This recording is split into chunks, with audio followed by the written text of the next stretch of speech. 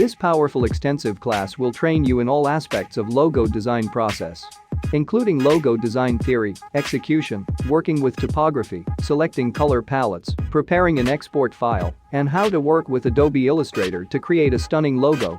Not only that, this course teaches you how to work with clients with several full logo design process start to finish. And we will talk about what type of questions to ask clients before starting logo design process.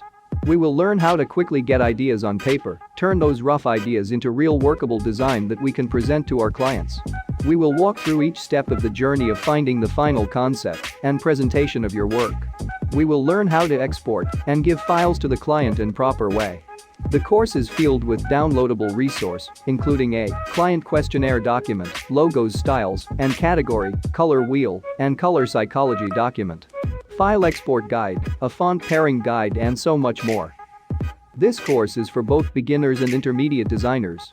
This will be for anyone interested in enhance their logo design process. So, are you ready to up your logo design game?